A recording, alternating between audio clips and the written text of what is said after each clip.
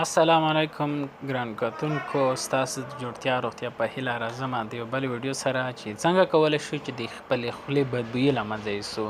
د خولې بدبویي له منځه وړل ډېر سخت دي ځکه اکثره طبیعي وي، خو ځینې طریقې چې زه تاسو ته ښیم دا تاسو عملي کوئ. په دې عملي کولو سره د خولې بدبویي له منځه وړل کیږي، خو درملنه ډېره سخته ده.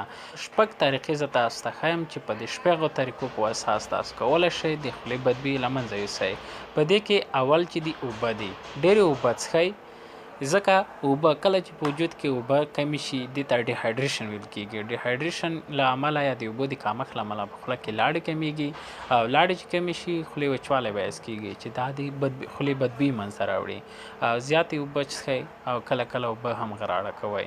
دویم ویټامین سی. په بدن کې د ویټامین سی کمښت انسان ته د خولې بدبویي رامنځته کوي. له ویټامین سی څخه ډکې یا ویټامین سی لرونکې غذاګانې لخوا یا خواړه مالټه شوه، لیمو شوې، هغه ترشې میوهګانې یا خواړه ټول ترش خواړه چې دي هغه ټول ویټامین سی لرونکي دي لکه لیمو، مالټه او داسې نور. دا د خولې په بدبویۍ کې غوره ثابتېږي. دریم ادرک یا سونډی.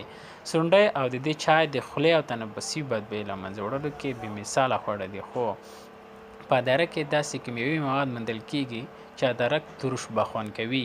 دا مواد چې کله ادرک خوړلو یا چای له لارې خولې ته لاړ شي په خوله کې هغه ځانګړي مواد له منځه وړي چې د خولې او د تنفس بدبویي رامنځته کوي. څلورم مڼه.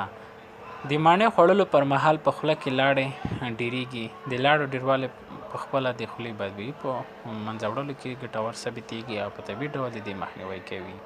پنځم لاچي او لونګ. د ورځې په مختلفو برخو کې لاچي او لونګ دانې خولې ته اچول او موقتي ډول د خولې بدبویي ختمولو کې ګټور ثابتېږي.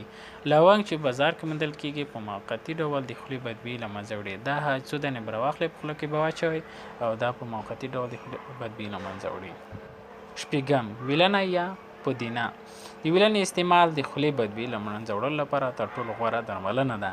د غاښونو کریم کې ویلنې ګډول د خولې خوشبو رامنځته کولو او د غاښونو لا زیاتو پاکولو لپاره کارول کېږي. په دې هیله چې ویډیو مو خوښه شي لایک او شیر کړئ.